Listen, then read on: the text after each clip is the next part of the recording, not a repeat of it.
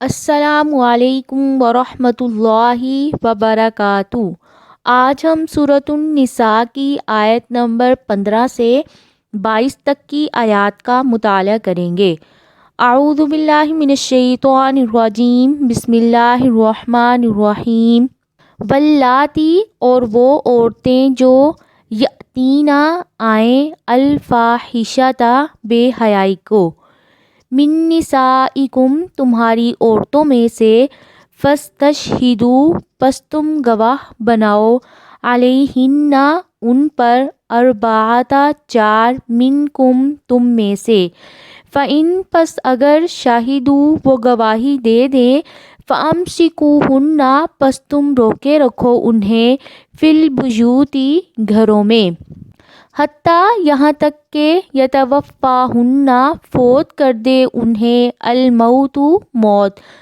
او یجعل اللہ یا بنا دے اللہ تعالی،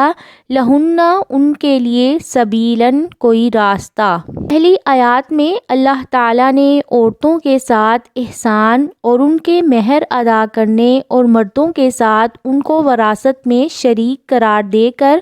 ان کے حقوق کی حفاظت کو بیان فرمایا تھا۔ اب یہاں سے عورتوں کی تادیب اور ان پر سختی کا بیان ہے۔ پہلی آیت میں زناکار عورتوں کی سزا کو بیان کیا ہے کہ زنا شہادت سے ثابت ہو جائے تو انہیں تاعمر گھر میں محبوس رکھا جائے یہاں تک کہ وہ مر جائیں، یا اللہ تعالیٰ ان کے بارے میں کوئی دوسری سزا نازل فرما دیں۔ اسلام میں زناکار عورتوں کے لیے یہ پہلی سزا ہے جو بعد میں حد زنا نازل ہونے سے منسوخ ہو گئی۔ سورۃ نور میں جو 100 کوڑوں کی سزا نازل ہوئی ہے۔ واللذان یأتیانہا، اور وہ دو مرد جو آئیں اس برائی کو، منکم تم میں سے، فآذوہما تو اذیت دو ان دونوں کو، فإن پس اگر تابا وہ دونوں توبہ کر لیں، وَأَصْلَحَا اور اصلاح کر لیں، فَأَعْرِضُوا تو اعراض کرو، عَنْہُمَا ان دونوں سے، ان اللہ بے شک اللہ تعالیٰ، کان ہے، تواباً توبہ قبول کرنے والے، رحیماً نہایت رحم کرنے والے۔ بعض علماء نے اس سے مراد قوم لوط کا عمل لینے والے دو مرد لیے ہیں۔ ابن عباس سے نقل کیا ہے کہ عورت جب زنا کرتی ہے تو گھر میں بیٹھی رہتی ہے یہاں تک کہ فوت ہو جاتی ہے۔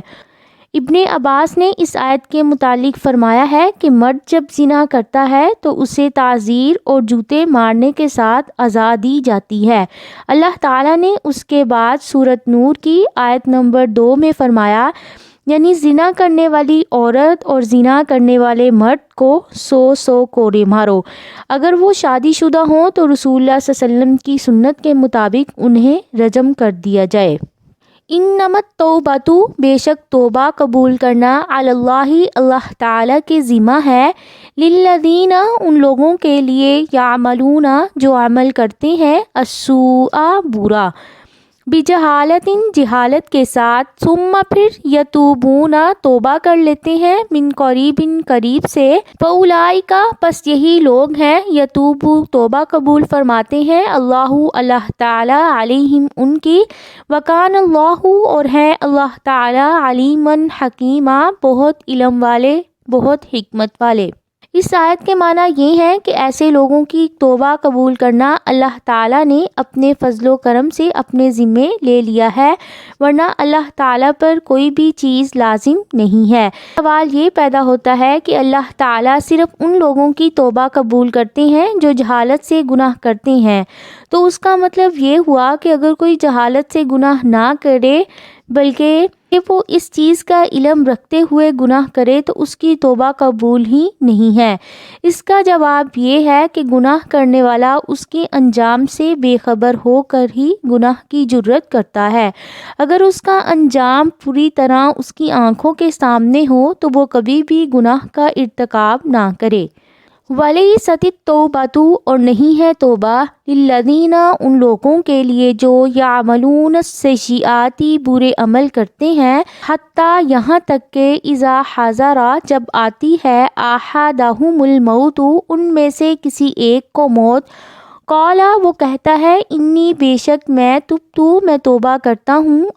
الآنا اب وللذین اور نہیں ہے ان لوگوں کے لیے یموتون جو مر جاتے ہیں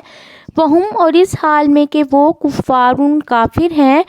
اولئک یہی لوگ اعتدنا ہم نے تیار کر رکھا ہے لہم ان کے لیے عذاباً علیما دردناک عذاب کو۔ رسول اللہ صلی اللہ علیہ وسلم نے فرمایا اللہ تعالیٰ اپنے بندے کی توبہ کو اس وقت تک قبول کرتے ہیں جب تک موت کے وقت اس کی روح حلق تک نہ پہنچ جائے۔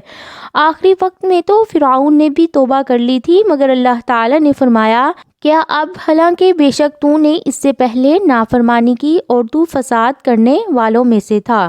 یا ایھا الذین آمنوا اے لوگو جو ایمان لائے ہو لا یحل نہیں ہے حلال لکم تمہارے لیے ان ترثوا النساء یہ کہ تم وارث بن جاؤ عورتوں کے کرہن زبردستی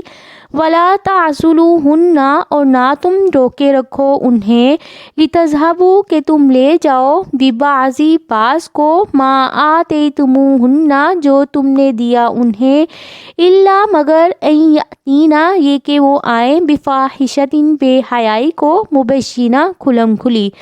وعاشروہن اور گزر بسر کرو ان کے ساتھ بالمعروف اچھے طریقے سے فإن کرہتموہن پس اگر تم ناپسند کرو انہیں فعسیٰ تو ہو سکتا ہے ان تکرہوا یہ کہ تم ناپسند کرو شیئا ایک چیز کو ویجعل اللہ اور کر دیں اللہ تعالیٰ فیہ اس میں خیراً کثیرا بہت سی بھلائی۔ یہاں سے عورتوں کے حقوق کا بیان ہو رہا ہے، اس سے مقصد عورتوں کو اس ظلم و زیادتی سے نجات دلانا ہے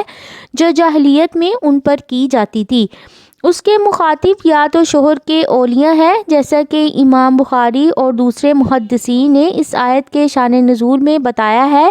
کہ زمانہ جاہلیت میں میت کے اولیاء دوسری چیزوں کی طرح بیوی کے بھی مالک ہو جاتے تھے۔ ان میں سے اگر کوئی چاہتا تھا تو خود اس سے شادی کر لیتا تھا یا کسی دوسرے سے شادی کر دیتے تھے، اگر چاہتے تو عورت کو کلیتاً شادی سے ہی روک دیتے تھے یہاں تک کہ وہ مر جاتی تھی اور اس کے مال کے وارث بن جاتے تھے۔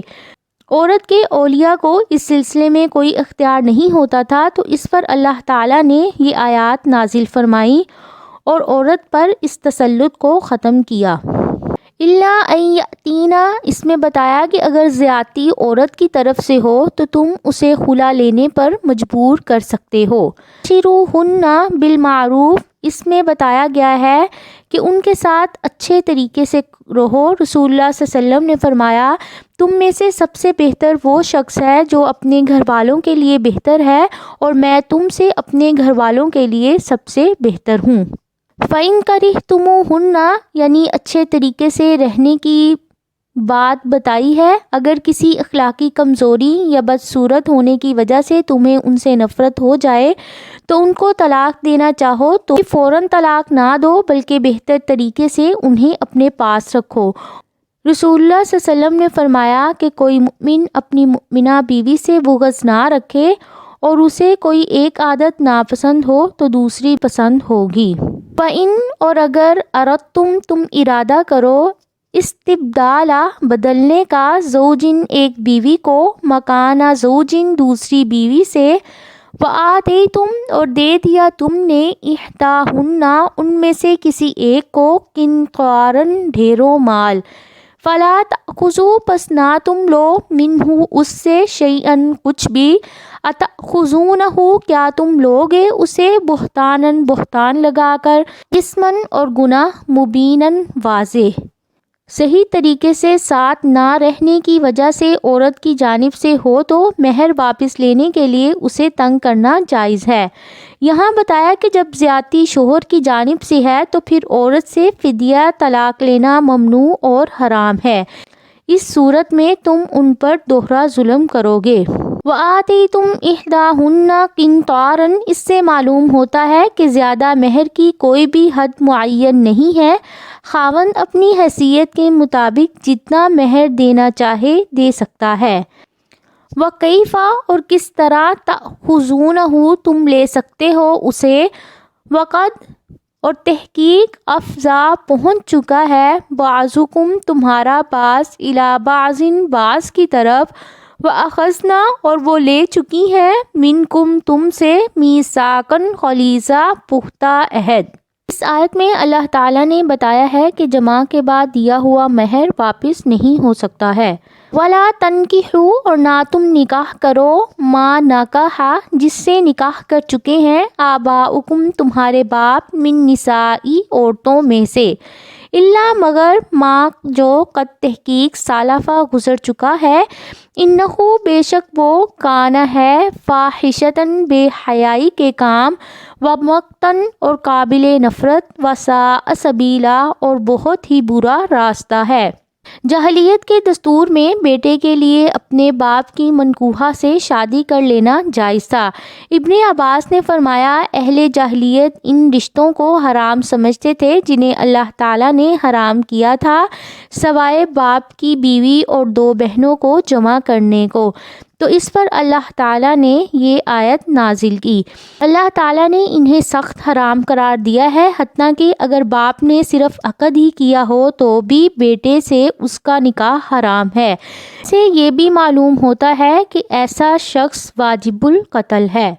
یہ تھی آج کی آیات جن کا ہم نے مطالعہ کیا۔